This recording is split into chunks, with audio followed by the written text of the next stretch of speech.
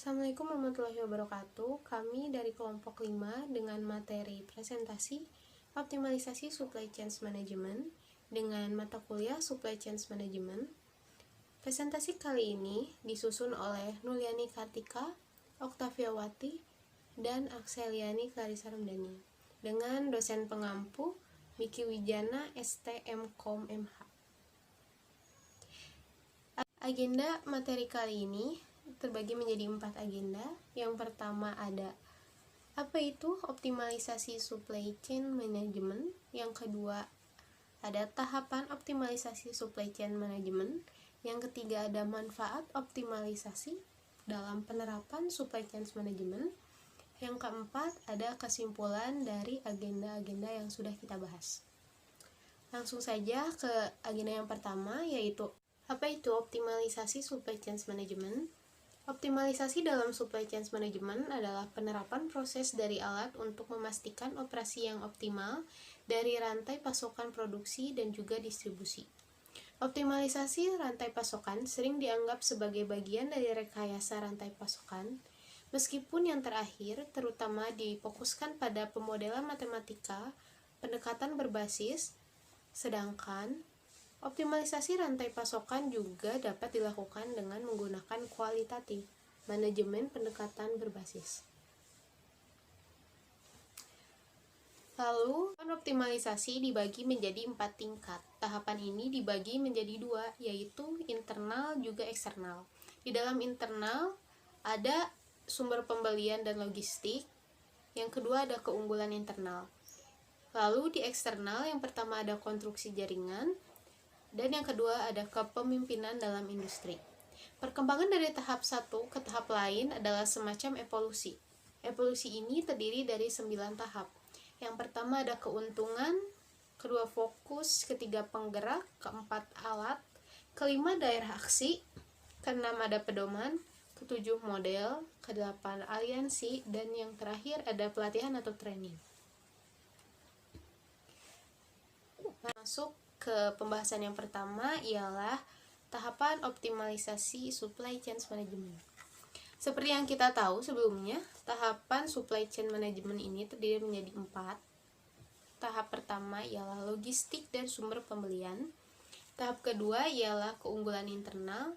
Tahap ketiga ada konstruksi jaringan. Dan tahap terakhir ada kepemimpinan dalam industri. Langsung saja masuk ke tahap yang pertama. Satu ada logistik dan sumber pembelian. Tahap 1 yang dilakukan menyangkut dan terfokus pada sumber pembelian barang, keperluan, dan juga logistik. Dalam tahap ini, perusahaan mencari kerjasama dengan pemasok barang untuk mengusahakan penghematan optimal dalam pembelian barang. Tindakan yang dilakukan pada tahap ini ialah ada melakukan partnering, dan yang kedua ada melakukan outsourcing. Pengembangan pada tahap ini, yang pertama ada penggerak atau driver.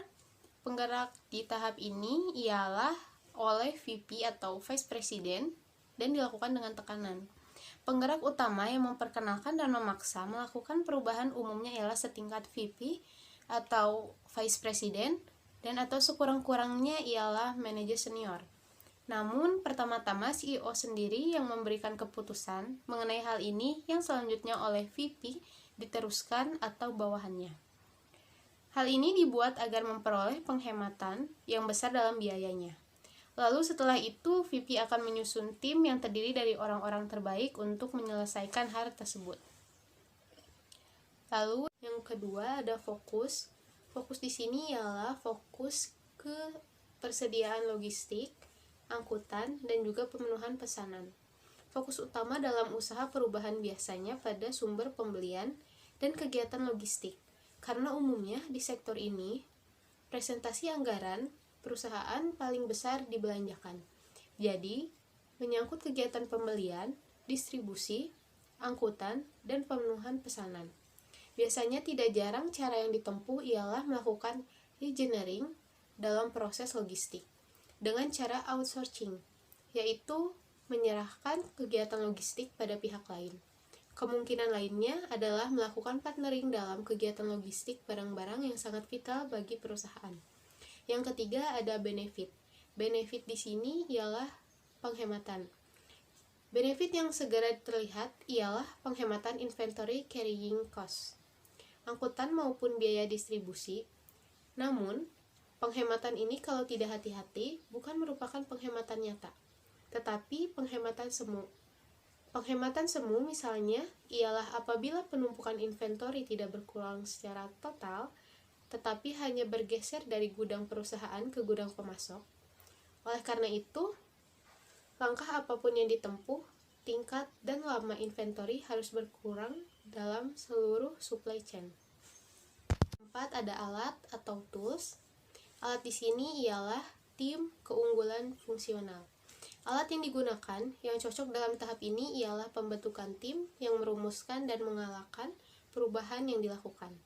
Banyak perusahaan tergoda untuk menggunakan salah satu bagian favorit untuk menangani perubahan ini. Pilihan yang logis ialah bagian pembelian, logistik, material atau transport. Namun, perubahan memerlukan pemikiran baru, konsep baru, pendekatan baru, yang bersifat antar bagian dan ini paling baik dilakukan oleh suatu gabungan orang yang mempunyai visi dan pikiran terbuka dan dikumpulkan dari berbagai bagian. Yang kelima, ada daerah aksi. Daerah aksi di sini meliputi tingkat menengah dalam organisasi. Proses yang perlu diteliti terlebih dahulu yang menjadi subjek perubahan sebaiknya di daerah tengah dalam organisasi. Jadi bukan mulai dari tingkat puncak, juga bukan dari tingkat bawah, tetapi di tengah-tengah. Manajer pembelian biasanya paling tahu dari mana, daerah yang mana yang mempunyai potensi paling besar untuk perubahan, guna mendapatkan penghematan dan efisiensi tersebut. Ada pedoman. Pedoman di sini ialah data biaya. Pedoman yang dimaksud di sini ialah permulaan yang dapat dijadikan sebagai dasar pertama untuk meneliti dan memulai perubahan. Data yang biasanya paling berguna ialah data keuangan, dan ini dapat diperoleh dari mana saja, di mana tersedia, dan mengenai apa saja yang berguna. Neraca perusahaan, perhitungan rugi laba, data biaya pembagian, data nilai pembelian, nilai inventory, beberapa rasio yang bisa dihitung untuk mengukur kinerja bagian pembelian dan logistik merupakan data permulaan yang berguna sebagai pedoman. Selanjutnya, berdasarkan data tersebut, penyelidikan dapat dilanjutkan ke data perhitungan yang lain. Yang ketujuh, ada model. Biasanya pada tahap 1 ini tidak ada model tertentu yang digunakan. Tim kerja dapat mengembangkan sendiri metodologi kerjanya mengikuti kaidah kerja tim pada umumnya. Curah pendapatan atau brainstorming, pembuatan flowchart, diagram, grafik, diskusi, analisa SWOT, atau strength, weakness, opportunity, dan juga threat, dan sejenisnya dapat saja digunakan.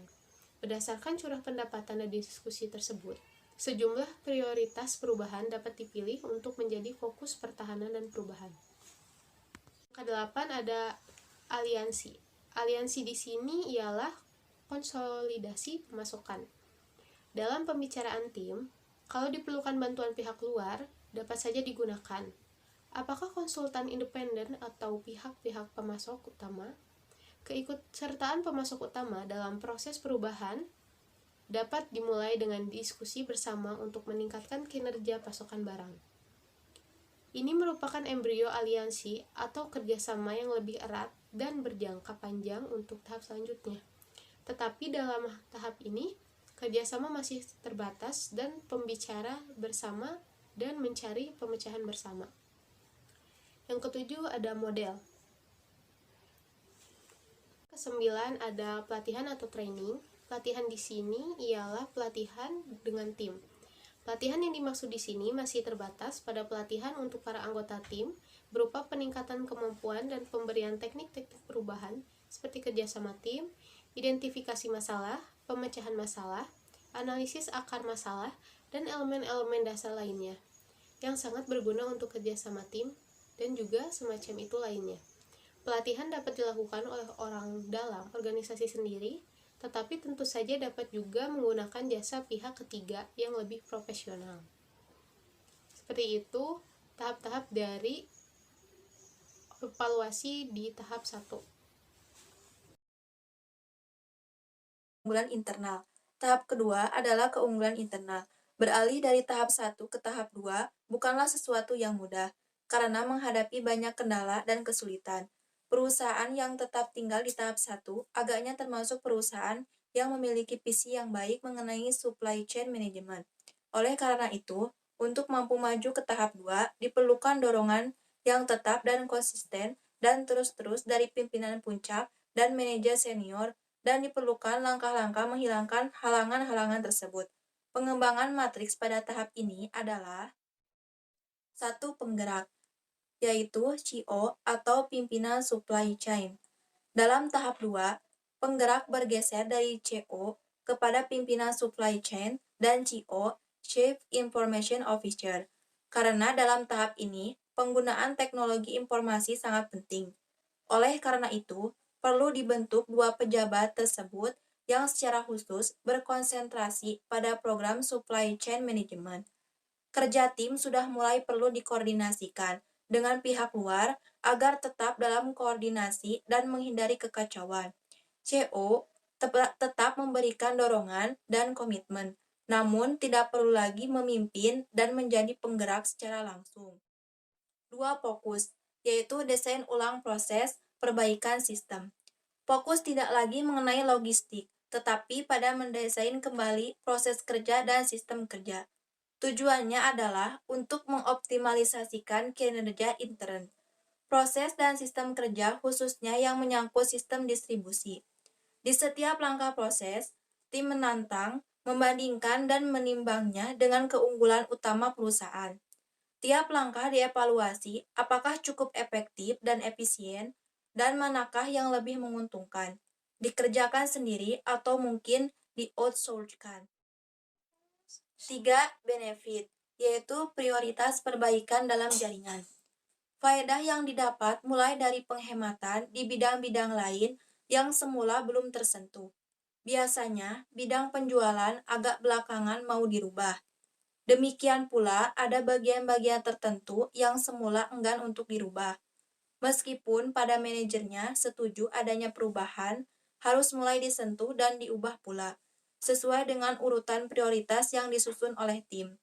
Faedah dari mendesain kembali proses kerja ini mulai menyentuh bagian-bagian lain tadi. 4. Alat, yaitu benchmark.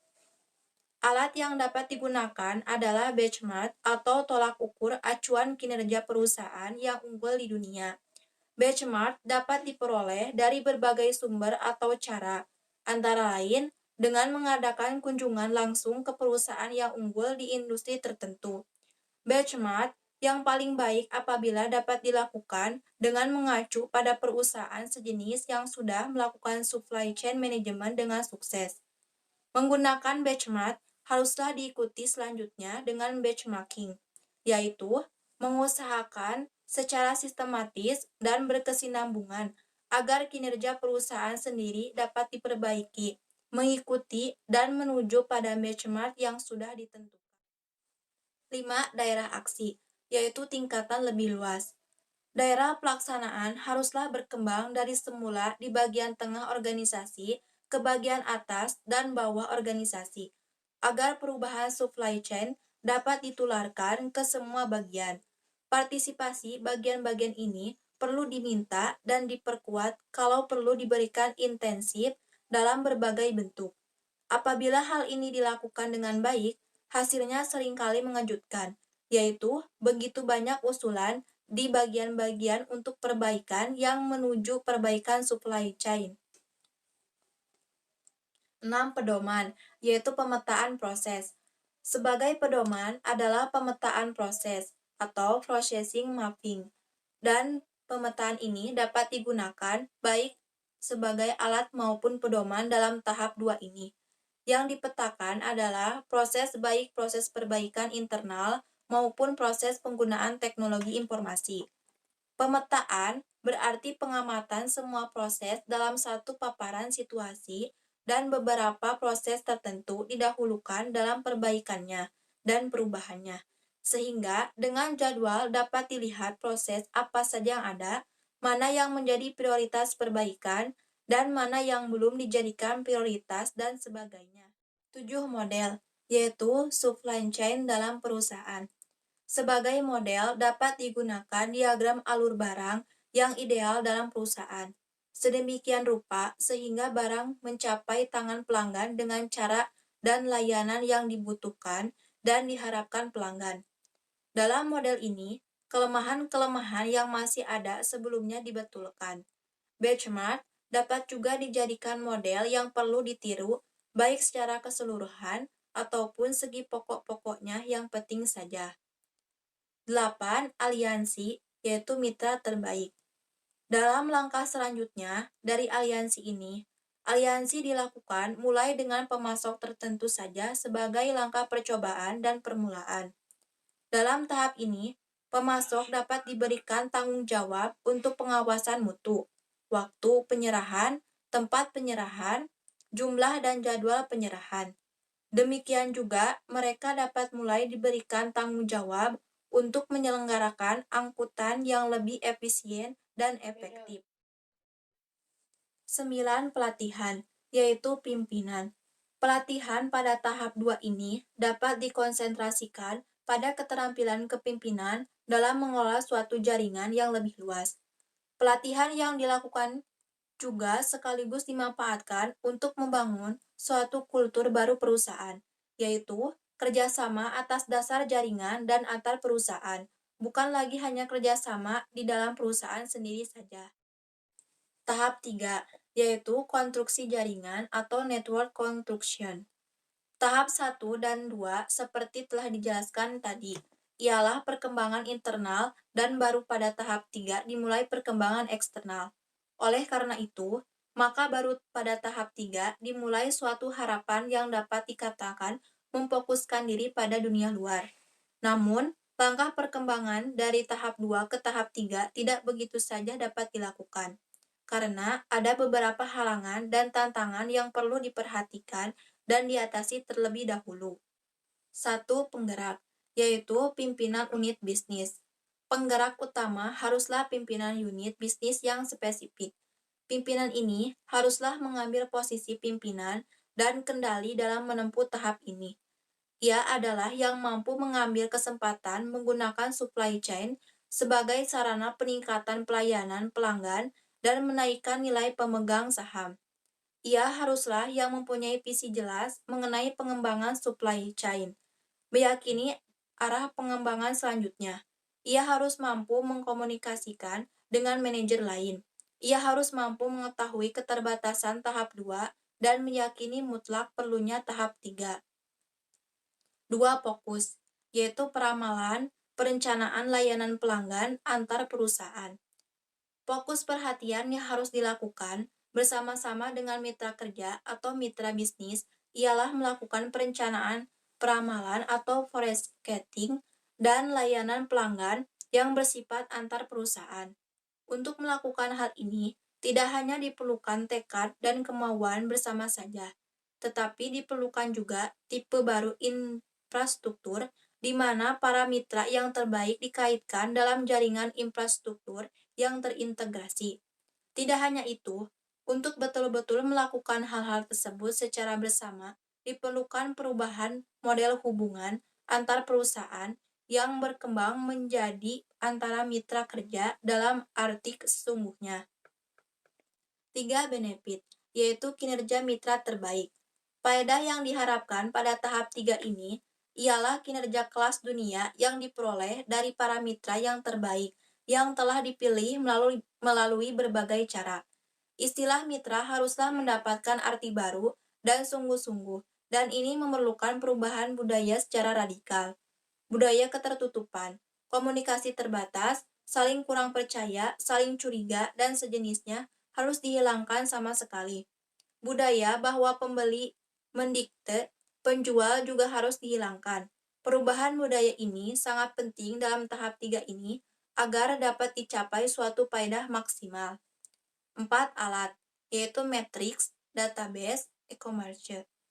Dengan beberapa organisasi bekerja bersama laksana suatu konser musik, maka suatu perangkat alat baru muncul. Perangkat baru ini berupa jaringan informasi, jaringan kapital, jaringan aset, jaringan data yang penggunaannya untuk keperluan dan kepentingan bersama. demi tujuan dan keuntungan bersama pula. Semua data dan informasi haruslah memerlukan milik dan digunakan bersama untuk meningkatkan efisiensi dan efektivitas dalam pengaturan penyediaan dan penyaluran barang demi kepentingan pelanggan. 5. Daerah aksi, yaitu organisasi total. Dalam pembicaraan tim, kalau diperlukan bantuan pihak luar dapat saja digunakan, apakah konsultan independen atau bahkan pihak pemasok utama. Keikutsertaan pemasok utama dalam proses perubahan dapat dimulai dengan diskusi bersama untuk meningkatkan kinerja pasokan barang. Ini merupakan embrio aliansi atau kerjasama yang lebih erat dan berjangka panjang untuk tahap selanjutnya. Tetapi, dalam tahap ini, kerjasama masih terbatas pada pembicaraan bersama dan mencari pemecahan bersama. 6. Pedoman, yaitu model biaya paling maju, diferensiasi proses.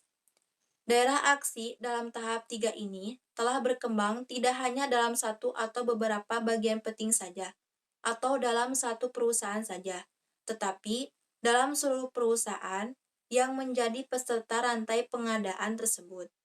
Oleh sebab itu, budaya perusahaan juga bergeser dari budaya masing-masing perusahaan menjadi budaya supply chain perusahaan-perusahaan tersebut. 7 model, yaitu antar perusahaan. Dalam tahap sebelumnya, model supply chain lebih bersifat linear, yaitu dari pemasok asal ke pabrik pembuat barang, distributor, melalui pengecer ke pelanggan akhir. Dalam tahap 3 ini, maka model tersebut harus lebih bersifat sirkuler, dalam arti perlu dikembangkan pola dua arah, baik dalam aliran informasi, aliran arus barang, dan juga arus yang berkesinambungan antara semua peserta supply chain tersebut. 8. Aliansi, yaitu aliansi formal. Aliansi bersifat lebih formal dan menyangkut antar fungsi dan antar organisasi untuk mendapatkan sinergi maksimal dari kemitraan yang dibangun bersama. Kemampuan maksimal dan keunggulan kompetitif dari masing-masing fungsi dan perusahaan disinergikan sehingga menghasilkan produk unggul yang melampaui harapan dan ekspektasi konsumen. 9. Pelatihan, yaitu supply chain dalam perusahaan. Sebagai konsekuensi dari hal-hal di atas, ialah bahwa diperlukan pelatihan yang sesuai dan pelatihan ini perlu direncanakan dan dikerjakan bersama. Pelatihan yang diperlukan difokuskan pada bagaimana bekerja sama dalam alam dan kultur kemitraan. Bagaimana membuat manual yang berlaku untuk semua mitra. Bagaimana membangun dan melatih komunikasi yang azab, lancar, dan berkesinambungan. Dalam alam kemitraan yang sesungguhnya, komunikasi haruslah dilakukan sedemikian rupa, sehingga sudah seperti komunikasi antar bagian di dalam satu perusahaan saja. Komunikasi sudah harus merupakan praktek dan kebutuhan sehari-hari. Tahap 4, kepemimpinan dalam industri. Untuk mencapai tahap terakhir dari evaluasi supply chain, memerlukan keterlibatan total dari semua tim manajemen di seluruh jajaran jaringan supply. Ini akan terjadi apabila semua pihak menyadari kesuksesan dan kemampuan supply chain manajemen dalam merealisasikan kemampuan kompetitifnya menghadapi supply chain yang lain. Tahap 4 yang merupakan pemenuhan visi masa depan adalah sekedar kelanjutan dari tahap 3 dan biasanya tidak ditemukan kendala-kendala yang besar seperti halnya perubahan dari tahap 2 ke tahap 3. Arah menuju tim manajemen. Pada tahap ini, penggerak utama ialah tim manajemen dari perusahaan inti, dalam hal ini misalnya produsen. Tim manajemen ini yang dikoordinasikan oleh sekelompok eksekutif dari perusahaan produsen dibantu oleh eksekutif dari organisasi pemasok. Distributor dan pengecer menjadi tim penggerak utama. Tim ini menjadi semacam tim pengarah. Yang kedua, fokus. Fokus pada tahap terakhir ini adalah fokus akhir yang harus dituju, yaitu kepuasan konsumen dan kinerja jaringan. Godaan paling terbesar manakala ditemukan halangan ialah ingin kembali ke tahap semula, yaitu memperbaiki kinerja perusahaan sendiri, sedangkan seharusnya ialah memperbaiki kinerja jaringan supply chain. Untuk itu, diperlukan perhatian tim penggerak agar jaringan tidak tergelincir kembali pada tahap yang lebih awal. 3. Benefit. Faedah terutama akan diperoleh dari keuntungan dari jaringan dan tambahan pendapatan. Dari kerjasama jaringan, maka keuntungan yang berlebih dari masing-masing perusahaan anggota jaringan dapat dikendalikan dan kegiatan yang hanya menambah biaya tetapi tidak memberikan nilai tambah dapat dihilangkan. 4. Alat. Alat yang diperlukan di tahap ini ialah teknologi informasi berupa internet, intranet, dan extranet. Intranet ialah jaringan elektronik intern dalam organisasi perusahaan di mana beberapa bagian tertentu diberikan akses informasi yang memungkinkan mereka menambah nilai tertentu dalam supply chain processing. Internet ialah jaringan elektronik publik yang terhubung seantero dunia, di mana konstelasi value chain dapat ditransformasikan seperti spesifikasi produk, harga, cara pemesanan, tersedianya barang, dan sebagainya. Sedangkan extranet ialah jaringan swasta yang dibuat dengan menggunakan internet yang memungkinkan pihak tertentu mengakses data dari lingkungan internal maupun eksternal. Jaringan di sini termasuk pemasok, distributor, pengecer, jaring pelanggan kunci, dan pihak-pihak lain yang erat hubungan dengan suatu supply chain tertentu. 5. Daerah aksi. Dalam pembicaraan tim, kalau diperlukan bantuan pihak luar dapat saja digunakan, apakah konsultan independen atau bahkan pihak pemasok utama. Keikutsertaan pemasok utama dalam proses perubahan dapat dimulai dengan diskusi bersama untuk meningkatkan kinerja pasokan barang. Ini merupakan embrio aliansi atau kerjasama yang lebih erat dan berjangka panjang untuk tahap selanjutnya. Tetapi dalam tahap ini, kerjasama masih terbatas pada pembicaraan bersama dan mencari pemecahan bersama. 6. Pedoman. Dalam alam kerjasama yang sudah semakin erat ini, maka pedoman yang perlu diacu ialah informasi permintaan dan penawaran yang akan mempengaruhi proses produksi, jumlah produksi dan desain barang yang diproduksi, dan bagaimana jaringan kerjasama menanggapi permintaan yang ada dengan penawaran yang sesuai. Dengan cara ini, permintaan dapat ditanggapi secara tepat baik mengenai jenisnya, waktunya, mutunya, harganya, dan layanannya. 7. Model. Model yang harus diacu ialah model yang berskala pasar dunia. Teknologi informasi sudah maju di sedemikian rupa, sehingga dengan cara yang paling tepat untuk mengoptimalisasikan supply chain ialah pasar global. Global di sini tidak hanya pasar penjualan tetapi seluruh pasar, yaitu mulai dari pasar pembelian bahan mentah, produksi barang, dan distribusi serta penjualan produk. Beberapa perusahaan besar seperti 3M, Mark & Spencer merupakan hal seperti ini, yaitu Go Global. 8. Aliansi. Aliansi pada tahap 4 mungkin dapat meningkat dari partnering menjadi joint venture, yaitu kepemilikan bersama suatu perusahaan tertentu dalam menangani aktivitas tertentu, misalnya pemasaran. Tentu saja, kerjasama dalam bentuk joint venture lebih erat lagi dibandingkan dengan bentuk partnering. Akuisisi perusahaan tidak termasuk dalam kategori aliansi dan pengertian di sini karena akuisisi sudah keluar dari paham supply chain tetapi sudah merupakan integrasi perusahaan. Konsep supply chain sebagaimana dijelaskan di depan adalah jaringan kerjasama antar perusahaan yang berbeda kepemilikannya. 9. Pelatihan. Pelatihan di sini yaitu berupa proses pelatihan yang diperlukan untuk tahap terakhir dari supply chain evolution. Yang dapat diperkirakan ialah pelatihan untuk lebih meningkatkan kerjasama untuk mencapai tingkat efisiensi dan efektivitas yang lebih unggul lagi. Manfaat optimalisasi dalam penerapan SCM. 1. Memuaskan pelanggan. Dengan menerapkan supply chain management, sebuah perusahaan dapat memuaskan para pelanggannya. Perusahaan dapat menjamin kepuasan para pelanggan dengan menghasilkan barang atau jasa yang sesuai dengan permintaan para pelanggan sebagai mitra usahanya. Kedua, meningkatkan pendapatan. Semakin banyak konsumen yang serta untuk menggunakan barang atau jasa sebuah perusahaan dalam jangka waktu yang lama, semakin besar pula peluang perusahaan tersebut untuk meningkatkan pendapatannya. Ketiga, menurunkan biaya. Jika dulu perusahaan harus mengeluarkan biaya banyak untuk proses pengadaan barang, produksi, dan juga penindustrian, barang atau jasa, kini semua terasa berbeda. Keempat, pemanfaatan aset perusahaan secara maksimal. Dalam menerapkan manajemen rantai pasokan, teknologi memiliki peran yang cukup penting. Dengan adanya teknologi yang terdapat pada manajemen rantai pasokan tersebut, perusahaan dituntut untuk meningkatkan kinerja para karyawannya. Untuk itulah, biasanya perusahaan akan bekerja sama dengan penyedia software yang akan mendukung para karyawan menjalankan mekanisme rantai pasokan. 5. Menjadi media pasar. Manajemen rantai pasokan dapat berfungsi sebagai mediasi pasar, karena itulah mekanisme rantai pasokan yang diterapkan dengan baik dapat memastikan semua barang yang dipasok telah sesuai dengan aspirasi pelanggan atau konsumen akhir. Perusahaan menjadi lebih besar.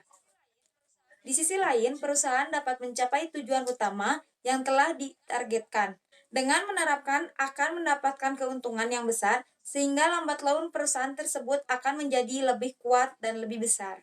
Dari materi di atas, kita dapat menyimpulkan bahwa pertama, optimalisasi dalam SCM adalah penerapan proses dan alat untuk memastikan operasi yang optimal dari rantai pasokan, produksi, dan distribusi. Kedua, tahapan optimalisasi terdiri dari 4 tingkat. Tahapan ini dibagi menjadi 2, yaitu internal merupakan sumber pembedaan dan logistik, juga keunggulan internal. Yang kedua, eksternal merupakan konstruksi jaringan dan kepemimpinan dalam industri. Ketiga, manfaat penerapan supply chain management bagi sebuah perusahaan. Pertama, memuaskan pelanggan. Kedua, meningkatkan pendapatan. Ketiga, menurunkan biaya. 4. Pemanfaatan aset perusahaan dengan maksimal. 5. Menjadi media pasar. Dan yang terakhir, perusahaan menjadi semakin besar. Sekian materi yang dapat kami sampaikan. Terima kasih. Assalamualaikum warahmatullahi wabarakatuh.